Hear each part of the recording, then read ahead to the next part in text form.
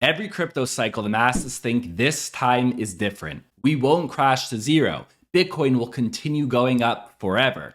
But it never works out this way. The market pumps and then it crashes. 4-year cycles on repeat. But what if this time is actually different? The previous cycles did not include a Bitcoin ETF. Money flowed in from retail only, but this time the inflow of money is different. It's from institutions and baby boomers through the Bitcoin ETF. These people buying are different. They are not the regular retail investor gambling their life savings and speculating. These are a class of people who are even allocating Bitcoin into their retirement funds.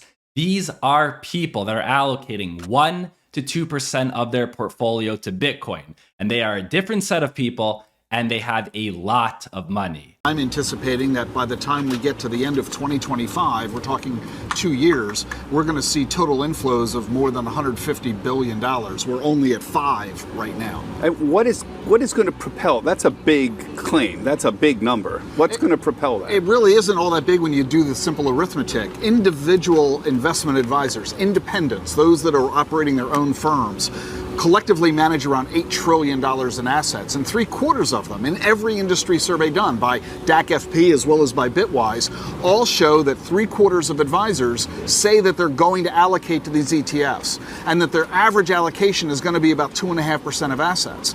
Do the arithmetic. $8 trillion times 77% times 2.5% is $150 billion worth of flows. And that's just independent advisors. It excludes the wirehouses, it excludes the regional broker-dealers, it excludes the institutional investors. Is this to say we'll never see a crypto bear market again and we won't have pullbacks?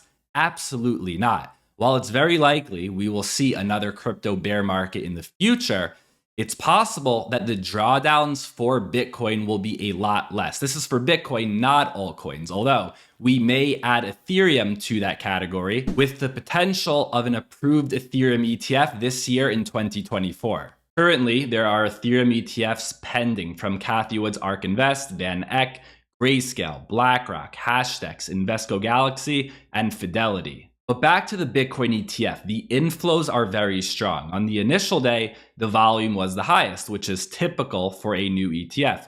And then over the next month, it was much lower. But then over the last few days of February and the beginning of March, the volume was even higher than it was on the initial day. On February 28th alone, 11,211 Bitcoin were bought by the ETFs.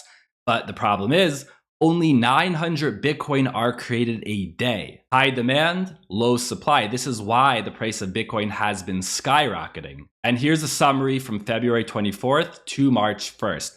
Over 30,000 Bitcoin purchased by the ETFs. And in that same period, only 6,160 Bitcoin were created. And the supply is going to cut in half in just about 42 days with the Bitcoin halving, making the supply even more scarce than it already is. There's so much demand for Bitcoin and so little supply that exchanges are literally running out. This is from Cash App this week. We currently have no Bitcoin available for sale.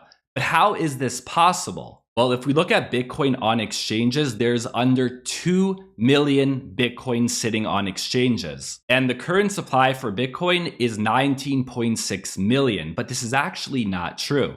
It's estimated that 4 to 6 million Bitcoin have been lost forever due to people throwing out their wallets or losing their seed phrases. So in reality, there's more like 14 to 15 million Bitcoin in circulation and under 2 million sitting on exchanges. Meanwhile, we have these large companies like BlackRock and Fidelity selling Bitcoin ETFs to their clients who want the Bitcoin ETF, but there's literally not enough available. And I don't see the demand for this Bitcoin ETF slowing down anytime soon because BlackRock and Fidelity will continue to push it to their clients. Does BlackRock and Fidelity really care about Bitcoin? Do they love Bitcoin?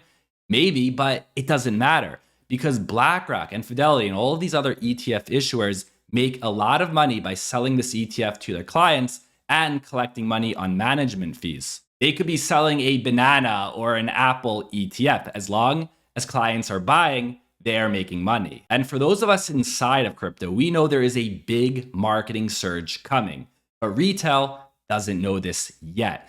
There are several commercials being made by companies such as Van Eck and Bitwise, and soon everyone is going to see them. While we'll likely see another bear market for crypto in the future, the drawdowns for Bitcoin and potentially Ethereum may actually be different because the people buying Bitcoin are different and think different.